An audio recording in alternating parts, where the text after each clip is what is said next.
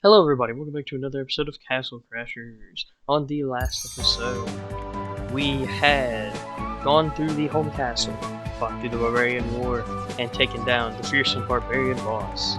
Well, I say fearsome, but he's like the easiest one. We'll get into the logistics of that later.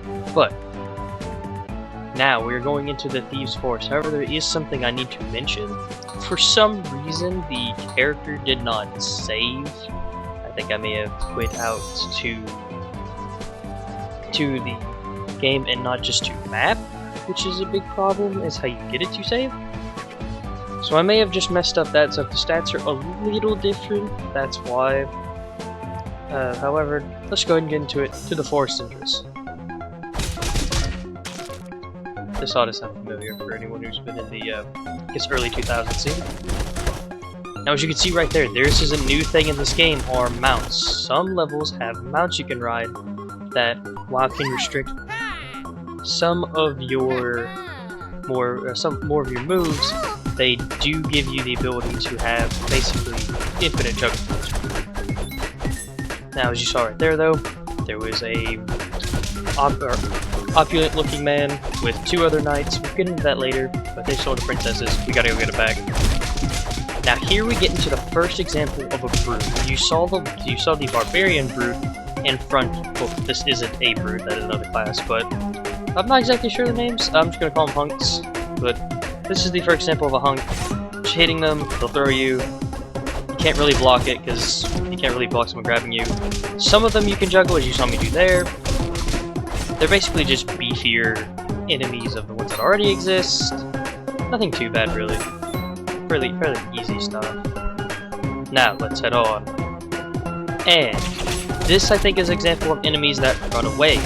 There are some times in this game where there are enemies on screen that run away, and you're not meant to fight them. However, if you can kill them and get some free XP. A lot of XP making experience. As you can see right there, I said that before in the last video, and if I didn't, I'll rephrase it again. Or I'll mention it here. Get XP from hitting enemies. You do not kill them, you hit them to win XP. I think it's part of what this game makes this game so unique. Also, as you can see right here, these trees. Any tall grasses or trees like these can drop a fruit. I do not think they're guaranteed. I'll correct that if I'm wrong later. Not later, but you'll see it on screen. But I'll correct that if I am wrong on it. Now here's an interesting thing. Also, as you can see right here is the owl bringing my food. That's sort of his special ability, is that. Now here, you can't do anything with this yet. You can't. You can come back at a later point and deal with this, but not right now. Now here we go to the forest entrance. Now, here is your first pet. Walk around here.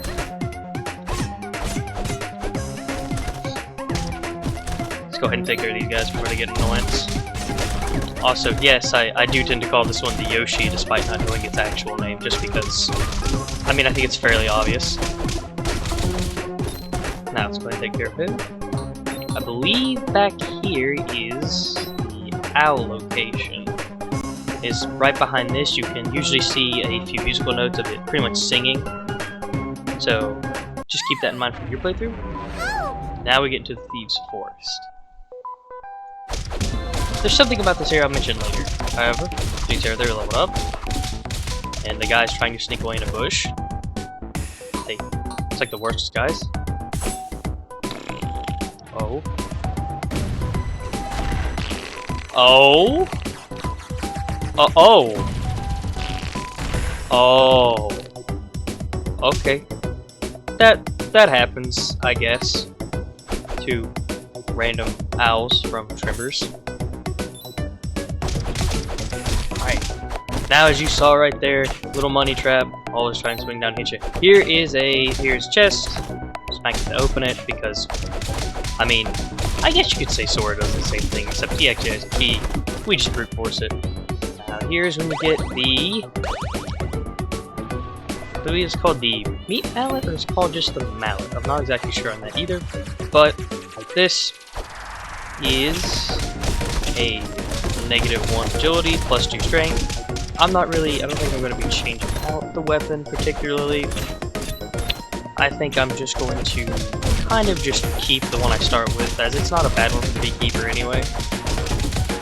Now, someone did point out something, and I think I need to correct this grave sin I've committed, of I haven't shown his magic. Yep.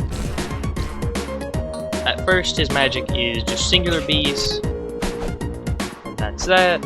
As it leveled up, it gets way better. Now here we have our second pet, if you're following this. What he does is he is a seahorse, as you can clearly see, and he helps you cross these faster. Now, there's 2 points in the game where this pet is useful. Sadly, I don't know why they really gave him this. This is also the spot for a massive exploit if you're XP farming, but I'll get into that much later when I have the ability to do so.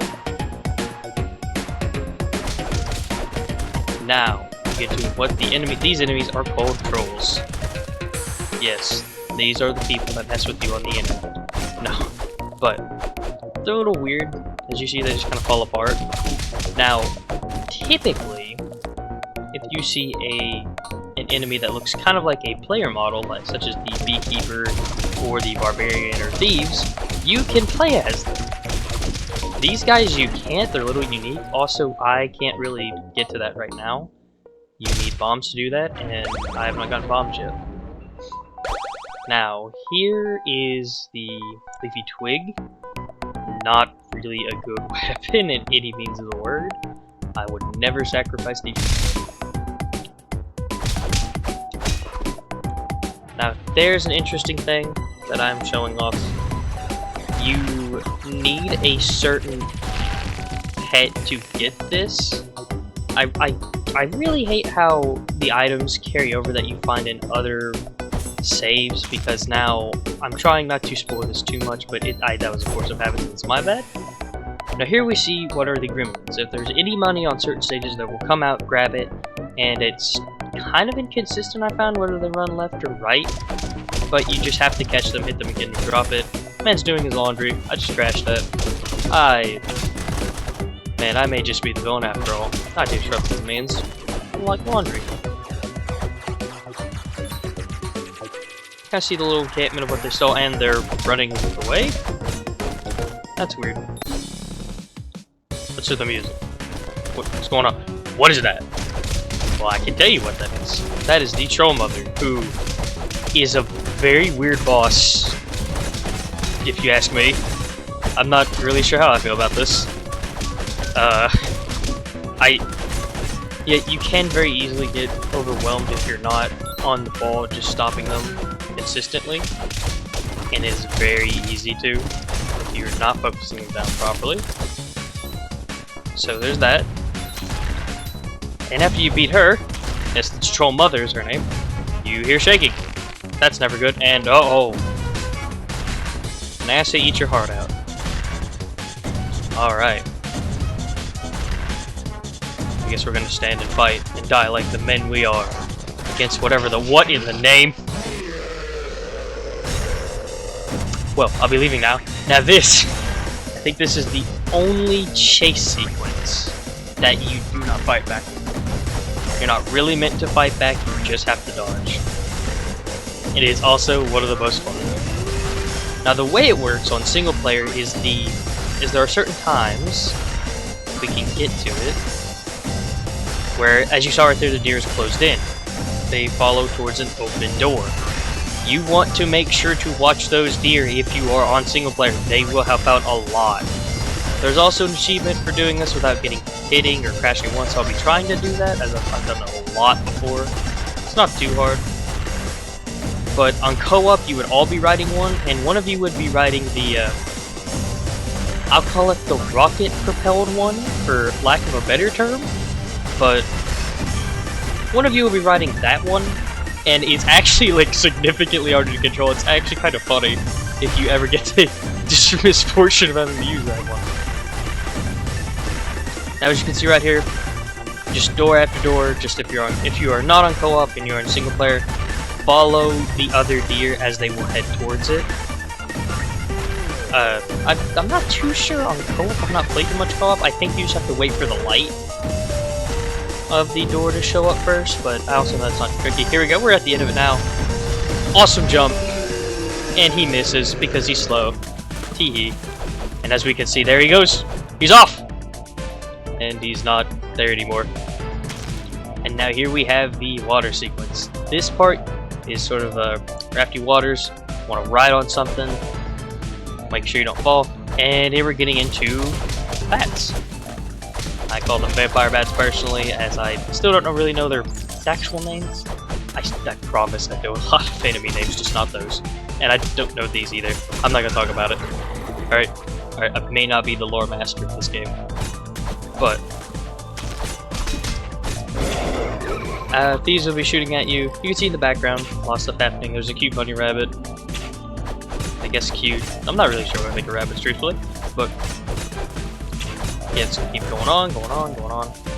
Now you can see there are fruit waters. You can always pick them up for extra health. Usually, what you want to make sure you do is do not get hit off of this, because any damage you take will send you flying off of whatever raft you're using. Hopefully I can demonstrate that. I'll just do it now. Running. I'll let him hit me. Yeah, if you get hit by anything, you will fall off of that. And then you have to find a new one. There are several different ones. And here is my favorite. It's a shark. It is a literal shark. How can you be displeased? He is so cute. Look at him. That is a shark. What is a shark doing in this kind of ocean environment? Not even ocean environment. This kind of freshwater environment? I have absolutely no idea. And here we get to the worst joke in the history of jokes. That is indeed what you think it is. That is a catfish. Its gimmick is this. Hitting it with its tongue not out will take significantly less damage. And so as you can see right there, like 2299. So you kind of have to work with the environment of the boat with the catfish. I promise not all this will be explaining. There's just a lot to go over in the early part. As you see right there, he will come back up, or one of his attacks comes back up, spits a hairball, and then you have to make sure that he does not hit the boat. If he hits the boat, it'll drop the cannon and you won't get this damage. You want to sit here and just try and block it. I found that's the simplest method. It's just to block it so the boat doesn't get hit. This is really all he kind of does, those punches. Now this attack is kind of neat, where he'll go into the water and chase you. However, if you stay in front of the boat, you can make him run into it. Take some extra damage. Really, this fight's not too weird, it's just a lot of gimmick. There goes cannon. And see, it's not too bad of a fight. You can even kill it without, like, needing to use the cannon, but I just find it really tedious to do so, and way more time consuming. As you can see right here, I am just trying to get away with it, go ahead and finish the fight. And I lost my shark. It is a true tragedy. And here we have what I just call the Magikarp for, I'm not even going to say obvious reasons. And the final one, here we go. B time. Well, that didn't work. Oh, B killed it. Alright, B carry. Or, to make a horrible joke, B dubs.